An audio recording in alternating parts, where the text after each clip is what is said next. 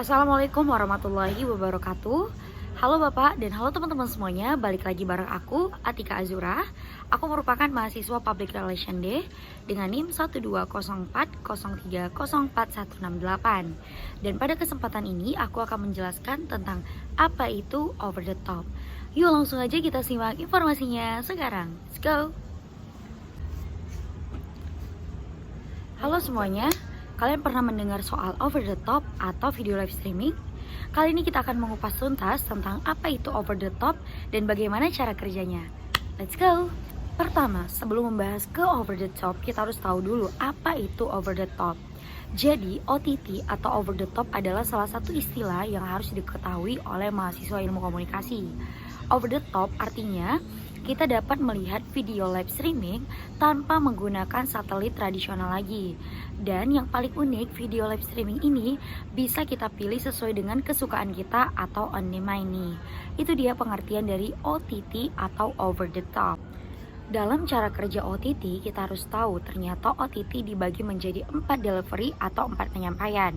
Yang pertama adalah Mobile OTT Device. Mobile OTT Device merupakan OTT yang digunakan melalui HP, melalui tablet, atau melalui hal-hal yang serupa nih. Yang kedua adalah Smart TV. Mungkin kalau teman-teman punya Smart TV di rumah yang biasanya langsung kehubung WiFi dan Smart TV bisa mengakses YouTube, Netflix, dan lain-lainnya, itu juga bisa dikatakan sebagai media dalam OTT. Yang ketiga adalah Personal Computer atau PC. Nah, PC juga merupakan salah satu OTT delivered. Dan yang terakhir adalah Gaming Consoles. Nah, itu dia berbagai macam penyampaian dalam OTT. Nah, kalau tadi kita sudah tahu bagaimana sih proses OTT itu disalurkan, ada 4. Kali ini kita mau cari tahu lagi gimana sih caranya supaya OTT itu bisa kita lihat dan bisa kita saksikan. Yang pertama, OTT itu akan di-package atau sebutannya itu bisa dibilang dibungkus dan dirapikan. Setelah itu akan dimasukkan ke CDN Cloud. Dan yang terakhir, OTT bisa disebarkan ke internet service provider. Internet service provider itu ke yang kita biasa pakai, itu ada Telkomsel, Smartfren, Tri, dan lain-lainnya. Dan setelah itu bisa di-share, bisa dilihat di beberapa 4 tampilan OTT yang tadi kita sudah sampaikan di video sebelumnya. Itu ada berbagai macam bentuknya. Yang pertama adalah video. Nah, video dalam OTT ini bisa teman-teman bisa kayak lihat Netflix, View, ataupun program-program lainnya yang memang kesukaan teman-teman aja nih.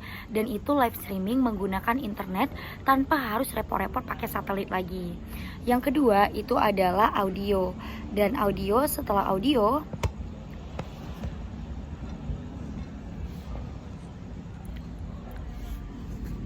itu biasanya kita lihat kayak podcast yang ada di Spotify, terus jokes dan lain-lainnya.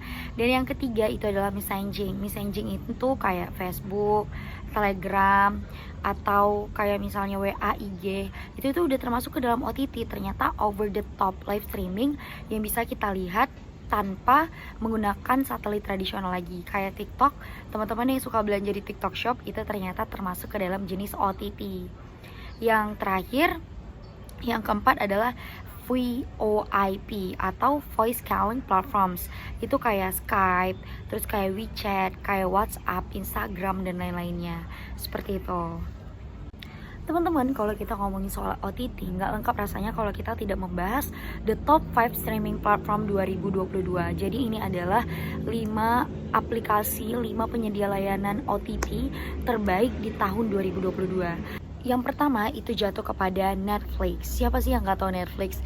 Netflix itu kerennya, dia yang buat, dia yang memproduksi, dia juga yang menayangkan. Yang kedua itu ada Hulu. Hulu ini yang biasanya menangani, di dalamnya itu ada Disney Plus dan ada ESPN Plus.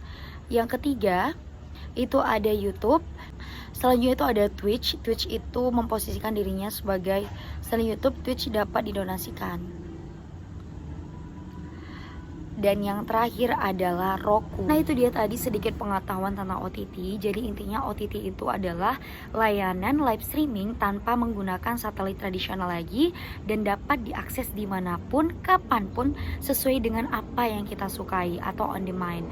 Jadi jangan sampai bilang kalau misalnya video live TikTok tuh cuma live doang, tapi itu termasuk ke bagian OTT di bagian video. Kayak tadi OTT itu ada video, audio, messaging, dan video audio gitu. Nah itulah tadi sedikit penjelasan tentang OTT. Semoga dapat menambah pengetahuan teman-teman semuanya. Dan jangan lupa tetap ikuti channel YouTube aku untuk mengetahui program atau progres ICT yang ada di lingkungan kita terbaru, khususnya di tahun 2022. Sampai jumpa di konten selanjutnya. Bye bye.